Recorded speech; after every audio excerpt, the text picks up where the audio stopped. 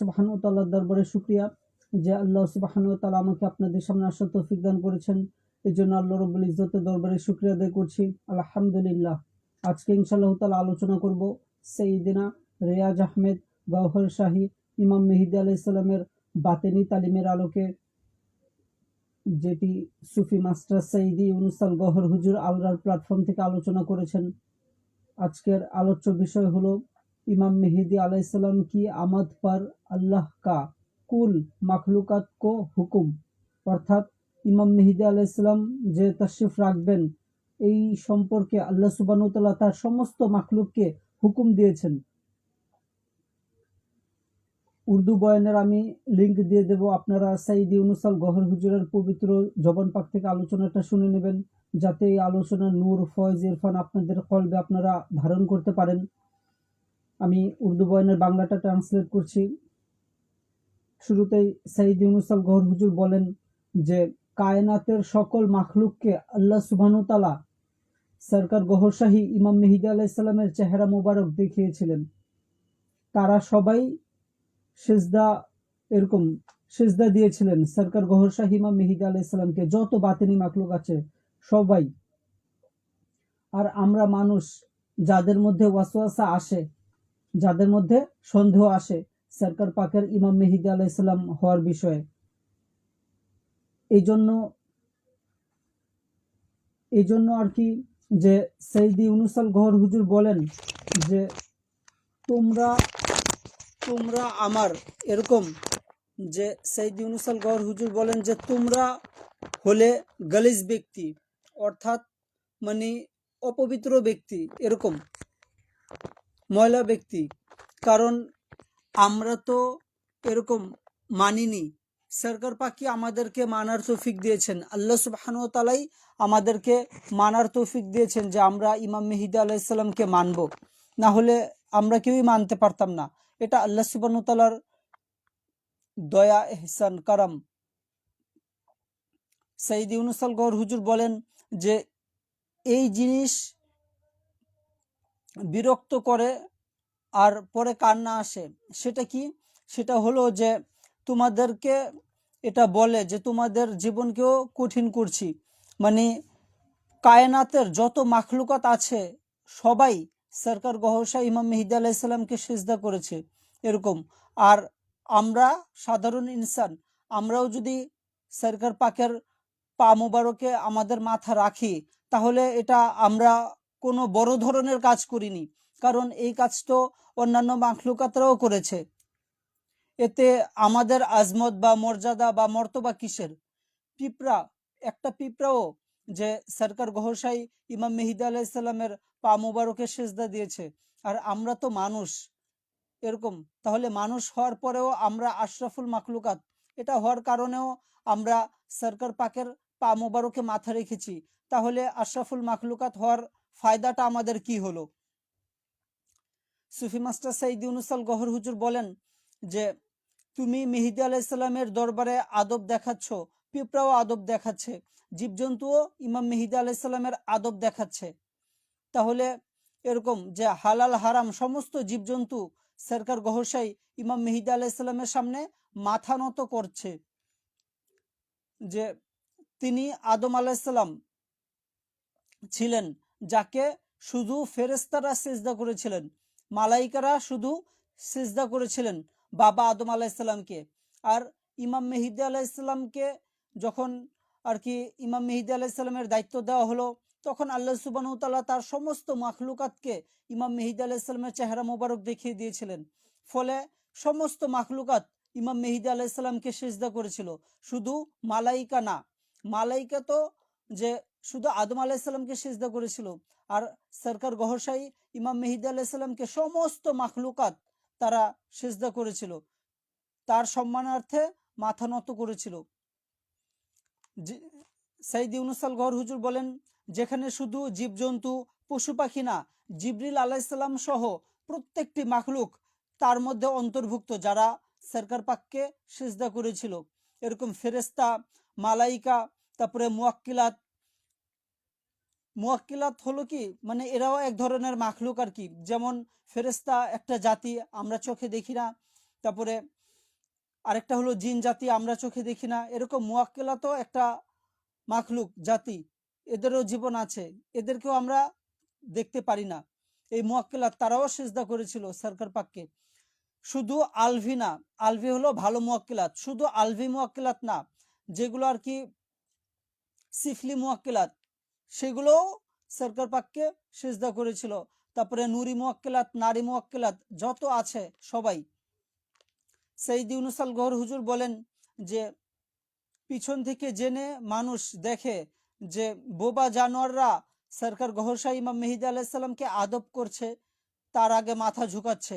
আর মানুষ রয়েছে মানে এটিকে সামনে রাখে, পরে মানুষ বলে আর কি যে আমাদের মতো অপবিত্রের দেখাশোনা করছেন সরকার পাক। অর্থাৎ মানুষ তো অহংকারী খুব, সে তো ঝুঁকতে চায় না। তাহলে উত্তম কে? ওই জীবজন্তু যারা ইমাম মেহেদী আলাইহিসসালামের আগে ঝুঁকে পড়েছেন, তার সামনে মাথা নত করেছেন, নাকি ওই অহংকারী মানুষ যে সরকার পাককে ইমাম মেহেদী আলাইহিসসালাম মানে না? উত্তম তো তাহলে জীবজন্তুই হয়ে গেল। এটাই আর কি সৈয়দ ইউনুস আল গহর হুজুর বলেন যে যখন ওগুলো দেখি তখন মনে খুব কষ্ট লাগে। তারপরে সৈয়দ ইউনুস আল গহর হুজুর বলেন যে আল্লাহ সুবহানাহু তাআলার শপথ, প্রত্যেক মাখলুকের রোকন তাদের হিসেবে, মানে তাদের রোকন হিসেবে তারা সরকার পাকের হামদ ও সানার মধ্যে ব্যস্ত রয়েছে। তারাও সরকার পাকের এরকম কাসিদা গায়ে, গুণগান গেয়ে থাকে। সমস্ত মাখলুকাত, গাছপালা, পাহাড় পর্বত, সমুদ্র, সবকিছু, জামাদি রুহ, নাবাতি রুহ, হাইওয়ানি রুহ, সমস্ত কিছু সরকার পাকের এরকম যে হামদ ও সানা বর্ণনা করেন। যত মাখলুকাত রয়েছে, সুফি মাস্টার সৈয়দ ইউনুস আল গহর হুজুর বলেন যে তারা এর মধ্যে ব্যস্ত থাকে, হামদ ও সানার মধ্যে। আমরা শুধু সরকার পাকের শানে দুই চারটি কাসিদা গাই, কাসিদা গেয়ে আমরা মনে করি যে না জানি কত বড় আমল করে ফেলেছি। না, এরকম না। অন্যান্য মাখলুকাতরাও সরকার পাকের শানে, ইমাম মেহেদী আলাইহিস সালামের শানে কাসিদা গেয়ে থাকেন। কাসিদা কি? একটা হলো যে হামদ, হামদে বারি তাআলা। হামদ হলো যেটা আল্লাহ সুবহানাহু ওয়া তাআলার প্রশংসায় বরত্বে গাওয়া হয়, সেটা হলো হামদ। আর নাত হলো যেটা হুজুর সাল্লাল্লাহু আলাইহি সাল্লামকে নিয়ে গাওয়া হয়, হুজুর সাল্লাল্লাহু আলাইহি ওয়াসাল্লামের প্রশংসায় যেটি গাওয়া হয় সেটা হলো নাত। আর মুর্শিদের শানে যেটি গাওয়া হয়, মুর্শিদের প্রশংসা স্বরূপ যেটি গাওয়া হয়, সেটিকে কাসিদা বলা হয়ে থাকে। সুফি মাস্টার সৈয়দ ইউনুস আল গহর হুজুর বলেন যে পশু পাখি, কুকুর, বিড়াল, এরকম গরু, পাহাড়, সমুদ্র, সবাই এরকম সরকার পাকের শানে কাসিদা পড়ছে। তুমি মানুষ হয়ে এরকম, তোমরা তো অন্য কিছু করার দরকার ছিল তোমাদের। জীবজন্তু, পশু পাখিরাও সরকার পাকের কাসিদা গাইছে, আর তোমরাও সরকার পাকের কাসিদা গাইছো। কিন্তু তোমরা তো আশরাফুল মাখলুকাত, তোমাদের অন্য কিছু করা দরকার ছিল এর পাশাপাশি, যেটা এইসব জীবজন্তুরা করতে পারে না। এর চেয়ে বড় কিছু করার দরকার ছিল যে একবার সরকার পাক এরকম তার আস্তানায় কাজ চলছিল, তখন সরকার পাক বাহিরে সবার সাথে কথা বলবেন, কথা বলার জন্য এসেছিলেন। তখন সেখানে বসার মতো কিছু ছিল না। সরকার পাক চাইলেন মাটিতেই তশরিফ রাখবেন, মাটিতেই বসবেন, কিন্তু ওই সময় ইট দেয়া হয় আর কি, যে না সরকার পাক আপনি মাটিতে বসার প্রয়োজন নেই, আপনি ইটের উপরে তশরিফ রাখেন। তখন সরকার পাক ইটের উপরেই তশরিফ রাখলেন, বসলেন। এরকম সম্ভবত আধা ঘন্টা বা পৌনে 1 ঘন্টা হবে সরকার পাক ইটের উপরে বসেছিলেন, বসে কিছু আলোচনা করেছিলেন। তখন যে নাদিম আঙ্কেল আর কি বলেন যে রাতে অনেক দূর থেকে মানে মানুষরা দেখছিল যে আলো জ্বলছে, মানে আলো বের হচ্ছে, নূর, নূর বের হচ্ছে আর কি পাহাড় থেকে। দূর থেকে মানুষ এটা লক্ষ্য করে, খেয়াল করতে করতে করতে করতে তারপরে আস্তানার এখানে আসে আর কি, সরকার পাকের আস্তানার এখানে আসে। মানুষ, সাধারণ মানুষ, তারা জানতো না যে এখানে সরকার পাক আছেন, কিন্তু এইভাবে তাদের রাহবারি করা হয়, তাদেরকে পথ দেখানো হয়। এই ইট থেকে আলো বের হয়, এই আলোটা তাদের পথ দেখিয়ে সরকার পাক পর্যন্ত নিয়ে আসে। যারা আর কি নতুন, তারা তো কিছু দেখতে পারেনি ইট থেকে যে আলো বের হয়েছে এরকম। কিন্তু যারা এরকম দূর দূর থেকে মানুষ, যারা সরকার পাক সম্পর্কে জানতেনই না, তারাও এরকম এসেছিলেন সরকার পাকের এখানে। তারপরে সরকার পাক বলেন যে নতুনদের পথ প্রদর্শনের জন্য ইটে অল্প সময় যে বসেছিলাম এর থেকে তাদের পথ দেখানো হচ্ছিল, যে অর্থাৎ নূর নূর তারা দেখতে পারছিল। আর যে পাহাড়ে বসেছিলাম সেটি থেকে এখনো জিকিরের আওয়াজ আসছে, মানে সরকার পাক যেই পাহাড়ে তাশরিফ রেখেছিলেন ওই পাহাড় থেকে এখনো জিকির আল্লাহ এটার আওয়াজ এখনো শোনা যায়, এখনো সেখান থেকে জিকির শোনা যায়। তারপরে নাদিম আঙ্কেল বলেন, এটা তো শোনালেন আর কি নাদিম আঙ্কেল। তারপরে ওই আলোচনাতে ওই লাইভ মাহফিলেই সঈদ ইউনূস আল গওহর হুজুর বলেন যে কিছুদিন পূর্বে যে আমি তোমাদেরকে বলেছিলাম না একটি কথা, যে যখন তোমাদেরকে সাহায্য করার মতো কেউ থাকবে না, কারো কাছ থেকে তোমরা যখন সাহায্য পাবে না, তখন তোমরা কি করবে? তখন তোমরা ওই জায়গায় চলে যাবে যে জায়গায় সরকার গহরশাহী ইমাম মেহেদী আলাইহিস সালাম অবস্থান করেছিলেন, বা যে জায়গা দিয়ে সরকার পাক গিয়েছিলেন, মানে যে জায়গা থেকে সরকার পাক অতিক্রম করেছেন, এমন কোনো জায়গায় তোমরা চলে যাবে। চলে যাওয়ার পর বলবে যে হে ওই জায়গা যেখান থেকে সরকার পাক গিয়েছেন, তুমি আমাকে পথ দেখাও। তখন সরকার গহরশাহী ইমাম মেহেদী আলাইহিস সালামের আওয়াজ তোমরা শুনতে পারবে, তোমাদেরকে পথ দেখানো হবে। এভাবে সঈদ ইউনূস আল গওহর হুজুর অনেকদিন আগে লাইভে বলেছিলেন। তখন সঈদ ইউনূস আল গওহর হুজুর বলেন যে তোমাদেরকে এটা বলেছিলাম না, এটা ওই দিকেই ইশারা ছিল, যে সবকিছু সরকার পাকের এরকম যে নূর জজ্ব করে রাখে। আবার এটা অনেক আগে সঈদ ইউনূস আল গওহর হুজুর বলেছিলেন যে সরকার পাকের একটি শান হলো যে সরকার পাক যখন কোনো জায়গা দিয়ে অতিক্রম করেন, তখন সরকার গহরশাহ ইমাম মেহেদী আলাইহিস সালাম তিনি ওই জায়গার মধ্যে তার একটি জুজ মুবারক রেখে দেন। এটা সরকার পাক করেন আর কি, যে জায়গা দিয়ে তিনি অতিক্রম করেন সেই জায়গায় সরকার পাক তার একটি জুজ মুবারক রেখে দেন। এমনও হয়েছে অনেকে এরকম যে এরকম অনেক জায়গায় গিয়েছেন, তখন সরকার পাকের জুজ মুবারক দেখতে পেরেছেন, কেউ কেউ আবার অনুভবও করেছেন যে সরকার পাক এখানে উপস্থিত রয়েছেন, তারা অনুভবও করেছেন। সুফি মাস্টার সঈদ ইউনূস আল গওহর হুজুর বলেন যে এটাই ছিল ওই কথার দিকে ইশারা, যেটা আপনাদেরকে বলেছি, যখন আপনাদের কোনো সাহায্য পাওয়া যাবে না কোথাও থেকে, তখন সরকার পাক যে রাস্তা দিয়ে অতিক্রম করেছেন ওই জায়গায় আপনারা যাবেন, উপস্থিত হয়ে বলবেন যে হে ওই জায়গা যেখান থেকে সরকার পাক অতিক্রম করেছেন, তুমি আমাকে পথ দেখাও। তখন সরকার পাকের আওয়াজ মুবারক আপনারা শুনতে পারবেন, সরকার পাক আপনাদেরকে পথ দেখাবেন। তারপরে নাদিম আঙ্কেল বলেন যে একবার সন্ধ্যার পর সবাই আমরা সরকার পাকের সাথে বসেছিলাম, তখন ওই সময় সরকার পাক অন্য মাখলুককে সময় দিতেন, আমরা তো এটা জানতাম না। তখন দেখি সরকার পাক চুপ করে আছেন, তখন আমরা মনে করলাম যে দু একটি আলোচনা শুরু করি, দু একটি কথা বলি, তাহলে সরকার পাক আলোচনা শুরু করবেন। তখন আমরা আলোচনা করলাম, দু একটা প্রশ্ন করলাম, কিছু বললাম, বলার পরে সরকার পাক সংক্ষেপে উত্তর দিয়ে দিলেন, সরকার পাক বেশি কিছু বললেন না। তারপরে যে আমরা দেখি সরকার পাক চুপ করে আছেন আর কি, তখন সরকার পাক মুচকি হেসে বলেন যে আরো কিছু অন্যান্য মাখলুকও রয়েছেন, তাদেরকেও একটু তোমরা সময় দিতে দাও। অর্থাৎ বাতিনি মাখলুকদেরকেও সরকার পাক সময় দিতেন, অন্যান্য বাতিনি মাখলুকরাও সরকার পাকের জিয়ারতে আসতো।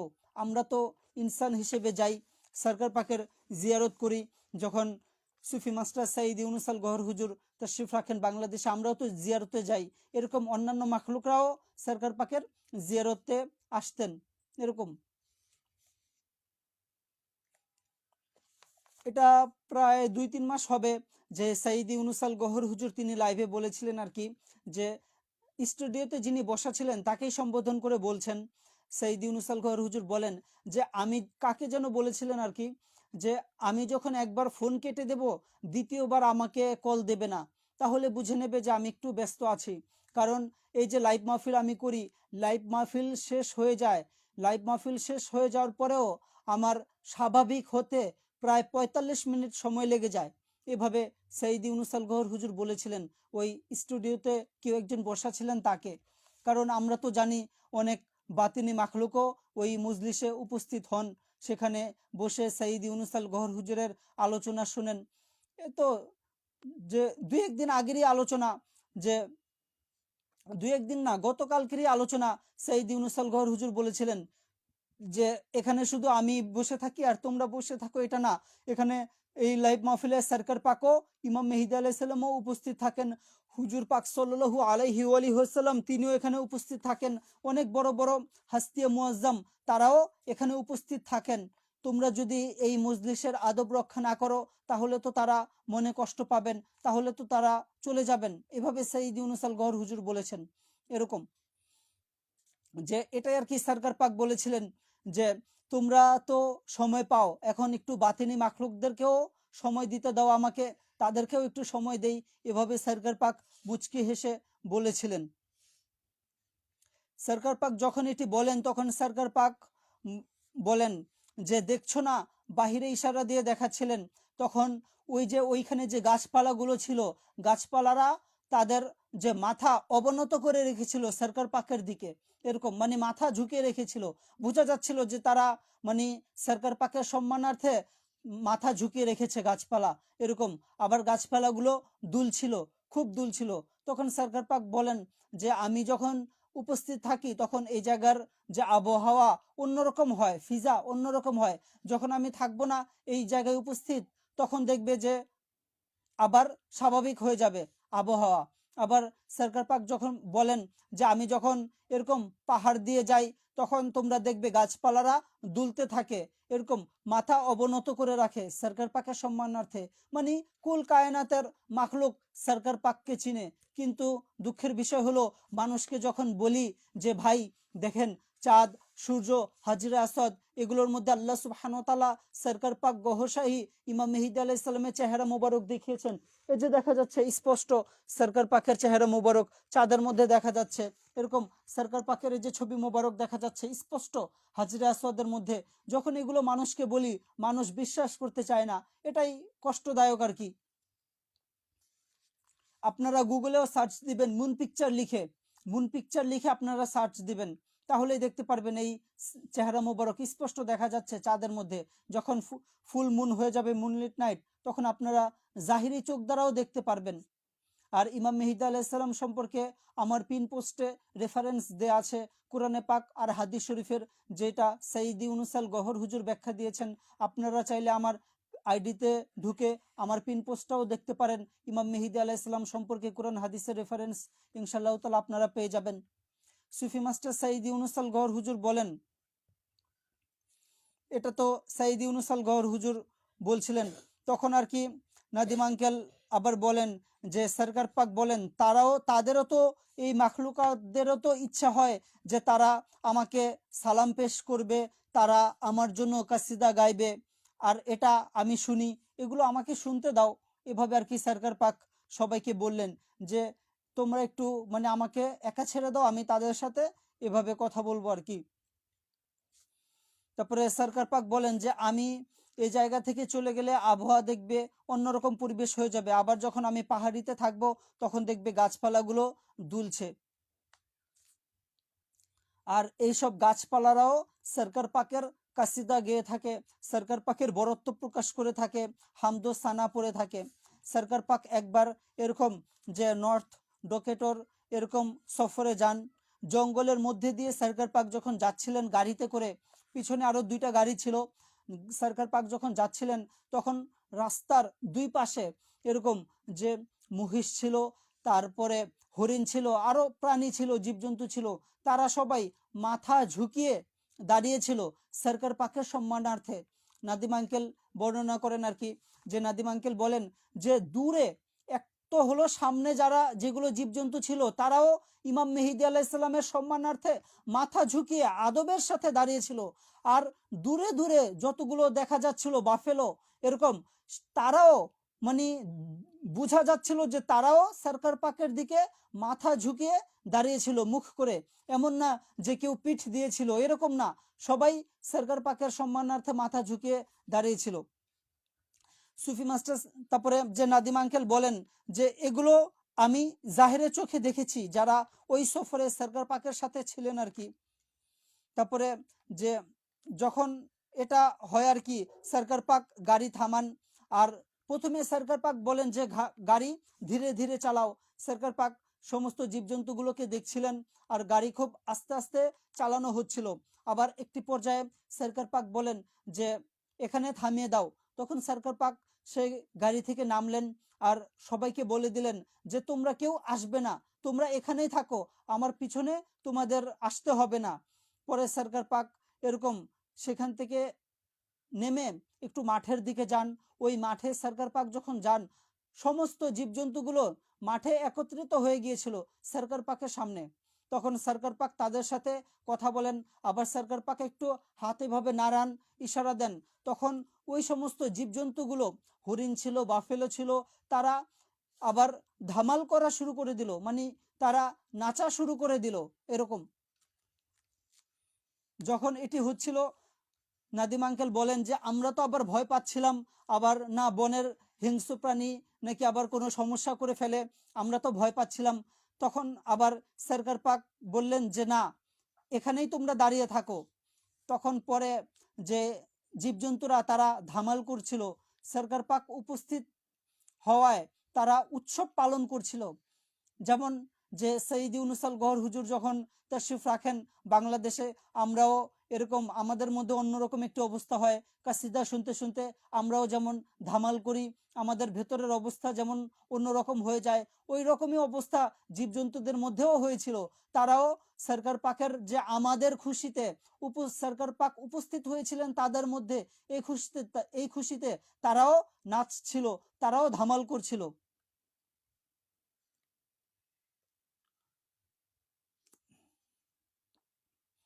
তারপরে নাদিম আঙ্কেল বলেন যে সরকার পাক এরকম পাঞ্জাবের ট্যুরে যখন যাচ্ছিলেন, তখন সরকার পাকের একটি পুরনো গাড়ি ছিল যেটার স্পিড 40-এর বেশি হতো না। সেটা মানে ধীরে ধীরে সরকার পাক চালাচ্ছিলেন আর কি 40 স্পিডেই। তখন সরকার পাকের মনে মনে সরকার পাক এটা খেয়াল করলেন যে এই গাড়িটা না আবার আমাকে ধোকা না দিয়ে দেয়, অর্থাৎ যে গাড়িটা যাতে আবার যে পথে নষ্ট না হয়ে যায়, থেমে না যায়, এটা সরকার পাক শুধু মনে মনে খেয়াল করলেন।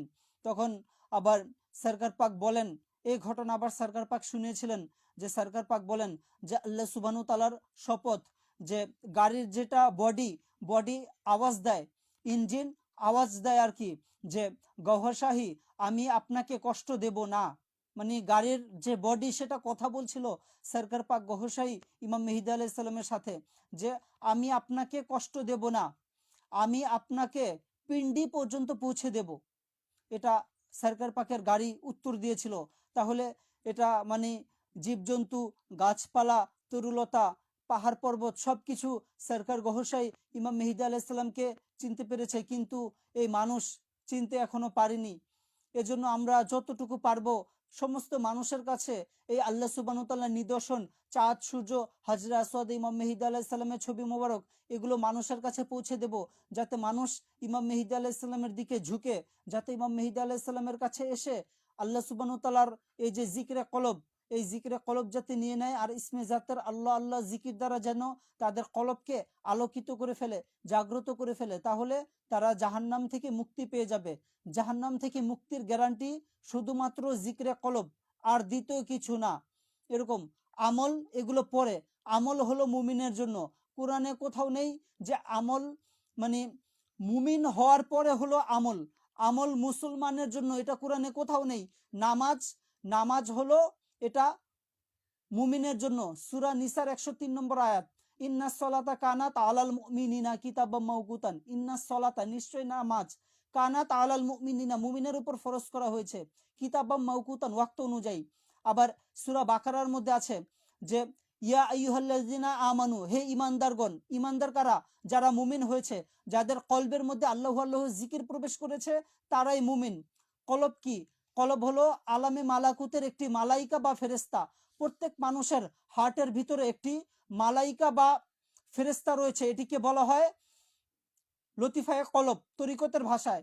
আর এটাকে আল্লাহু আল্লাহু জিকির দ্বারা জাগ্রত করতে হয় এই ফেরেশতাটাকে, তখনই মানুষ মুমিন হয়, এর আগে না। আর এই যে হুকুম, রোজার যে হুকুম আল্লাহ সুবহানাহু ওয়া তাআলা মুমিনকেই দিয়েছেন, মুসলমানকে দেননি। কোরআনে পাকে আছে ইয়া আইয়ুহাল্লাযিনা আমানু, হে ওই সমস্ত লোক যারা মুমিন হয়েছে, কুতিবা আলাইকুমুস সিয়াম, তোমাদের উপরে রোজা পালন করা হয়েছে, তোমাদের উপরে রোজা এরকম ফরজ করা হয়েছে। কামা যেভাবে কুতিবা আলাই কুমুল্লাযিনা মিন ক্বাবলিকুম, যেভাবে তোমাদের পূর্ববর্তীদের উপরে রোজা ফরজ করা হয়েছিল, এভাবে তোমাদের উপরেও রোজা ফরজ। আল্লাহ সুবহানাহু ওয়া তাআলা যে সম্বোধন করছেন, কাকে করছেন? মুমিনদেরকে করছেন। মুমিন কারা? যাদের কলবে আল্লাহু আল্লাহু জিকির হয়। সূরা আল ইমরানের 191 নম্বর আয়াত, ওয়াল্লাযিনা ইয়াযকুরুনাল্লাহা কিয়ামা ওয়া কুউদাও ওয়া আলা জুনুবিহিম। মুমিনরা দাঁড়ানো অবস্থায়, বসা অবস্থায়, এমনকি গভীর ঘুমে পার্শ্ব পরিবর্তনের অবস্থায়ও তাদের কলব আল্লাহু আল্লাহু জিকির করে। এটা হলো মুমিনের একটি সিফত, গুণ। এটা আল্লাহ সুবহানাহু ওয়া তাআলা বর্ণনা করেছেন। এটাই কোরআনে যত হুকুম, সূরা আল ইমরানের মধ্যে পাবো যে আল্লাহ সুবহানাহু ওয়া তাআলা মুমিনদেরকে হুকুম করেছেন যে আল্লাহ তাআলা মুমিনদের অভিভাবক। এরকম আল্লাহু ওয়ালিউল্লাযিনা, এরকম আমানু, যারা মুমিন তাদের অভিভাবক হলেন আল্লাহ সুবহানাহু ওয়া তাআলা। এজন্য আমাদের মুমিন হতে হবে। সাইয়্যিদ ইউনূস আল গওহর হুজুর বলেন যে আজকে তো লাখো কোটি এরকম মানুষ আছে, কিন্তু তারা আল্লাহ সুবহানাহু ওয়া তাআলার সাহায্য পায় না। এর মূল কারণ কি? মূল কারণ হলো তারা এখনো মুমিন হয়নি। এরকম আর বদরের যুদ্ধে 313 জন ছিলেন, তারা আল্লাহ সুবহানাহু ওয়া তাআলার সাহায্য পেয়েছিলেন। আল্লাহ সুবহানাহু ওয়া তাআলা ফেরেশতা পাঠিয়ে তাদেরকে সাহায্য করেছিলেন। আজকে মুসলমান সাহায্য পাচ্ছে না, কারণ তারা মুসলমান, মুমিন হয়নি। আল্লাহ সুবহানাহু ওয়া তাআলার ওয়াদা মুমিনদের সাথে। আবার আরেক জায়গায় আল্লাহ সুবহানাহু ওয়া তাআলা কোরআনে পাকে বলেছেন যে আল্লাহ সুবহানাহু ওয়া তাআলা মুমিনদের জান এবং মাল ক্রয় করে নিয়েছেন জান্নাতের বিনিময়ে। এটা আর কি সরকার গহরশাহ ইমাম মেহেদী আলাইহিস সালামের তালিম, যে আগে আপনি মুমিন হন, মুমিন হয়ে যাওয়ার পরে আপনি জাহান্নাম থেকে বেঁচে যাবেন, জান্নাতে চলে যাবেন। এটাই আর কি, যে জিকরে কলবের তালিম দ্বারাই মানুষ মুমিন হতে পারে।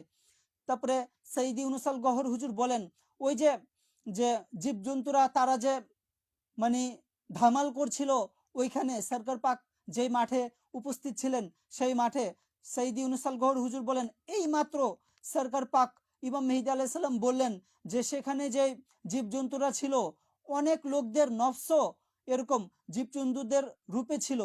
এরকম অনেক মানুষের নফস সেটাও জীবজন্তুদের রূপে ছিল, যেগুলো আর কি সেগুলোকে বের করেছিলেন সরকার পাক। আর সেগুলো কি করেছিল? ওই জীবজন্তুদের সাথে রক্স করছিল। অর্থাৎ আমরা তো জানি যে লুতিফায়ে নফসের বিভিন্ন রূপ হয়ে থাকে। এরকম স্তর পরিবর্তন হলে লতিফায়ে নফসের স্তর মর্তবা বাড়তে থাকলে তাদের যেই নফসের চেহারা এটাও পাল্টাতে থাকে আর কি। এরকম সাইয়্যিদ ইউনূস আল গওহর হুজুর বলেন যে তারাও ওই সময় রাক্স করছিল ওই জীবজন্তুর সাথে। এটাই আর কি, যে সমস্ত কুল কায়নাতের মাখলুক সরকার গহরশাহ ইমাম মেহেদী আলাইহিস সালামকে চিনে, কিন্তু এখন আমাদেরও ইমাম মেহেদী আলাইহিস সালামকে চিনতে হবে। এছাড়া দ্বিতীয় আর কোনো বিকল্প নেই। এখন শরীয়তের আলেমরা আপনাদেরকে বোকা বানিয়ে দিয়েছে। কিভাবে বোকা বানিয়েছে? যে শুক্রবারে তুমি সূরা কাহাফ তিলাওয়াত করো, দাজ্জালের ফিতনা থেকে বেঁচে যাবে। এখন কথা হলো, আপনি যদি হাদিস শরীফ পড়ে থাকেন তাহলে বুঝবেন, আর যদি হাদিস শরীফের উপরে আপনার স্টাডি না থাকে তাহলে আপনি বুঝবেন না। হাদিস শরীফে এসেছে যে দাজ্জালের কপালে কাফ ফা র, কাফের এরকম লেখা থাকবে, এটা মুমিনরা চিনতে পারবে। এখন প্রশ্ন হলো, মুমিন কে? 5 ওয়াক্ত নামাজ পড়ে, রোজা রাখে, হজ করে, যাকাত দেয়, সে মুমিন? না, সে মুমিন না। মুমিনের পরিচয় এটা কোরআনে পাকের মধ্যে নেই।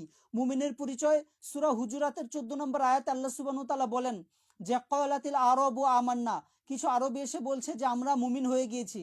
তারা শুধু জবানে কালিমা পড়ে মুসলমান হয়েছিল, কিন্তু হুজুর সাল্লাল্লাহু আলাইহি ওয়াসাল্লামের কাছে তারা মুমিন দাবি করছিল।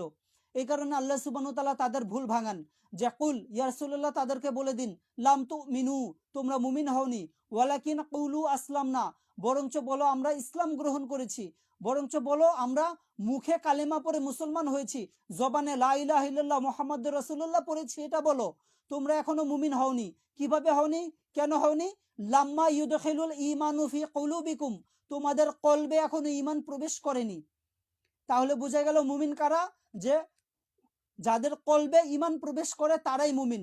যাদের মুখের কালিমা লা ইলাহা ইল্লাল্লাহ, এই কালেমা নূর কলবের মধ্যে পৌঁছে যায়, কলব আল্লাহু আল্লাহু জিকির করে, তারা মুমিন।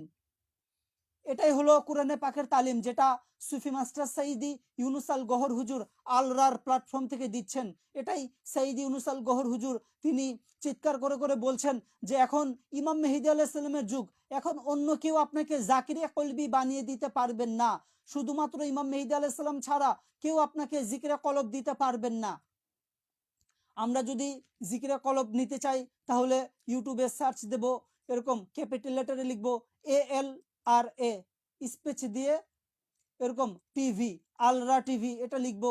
প্রতিদিন বাংলাদেশ সময় অনুযায়ী সাইদি ইউনুস আল গহর হুজুর রাত প্রায় 4:30 থেকে সকাল প্রায় 7টা পর্যন্ত লাইভ মাহফিলে আলোচনা করে থাকেন, যাতে আমরা এই রুহানি তালিমটা শিখতে পারি, জানতে পারি। এই রুহানি তালিমের নূর ফয়েজ ইরফান যেন আমাদের কলবে অর্জন হয়, আমরা যেন ইমাম মেহেদী আলাইহিস সালামকে চিনতে পারি। এরকম শুধু সূরা কাহফ পড়লে হবে না, শুক্রবারে শুধু সূরা কাহফ পড়লে হবে না। যদি আমরা মুমিন না হই তাহলে দাজ্জালকে আমরা চিনতে পারবো না। আর যদি আমরা মুমিন হতে পারি তাহলে দাজ্জালের কপালে কাফ ফার কাফের লেখা দেখে আমরা তাকে চিনতে পারবো।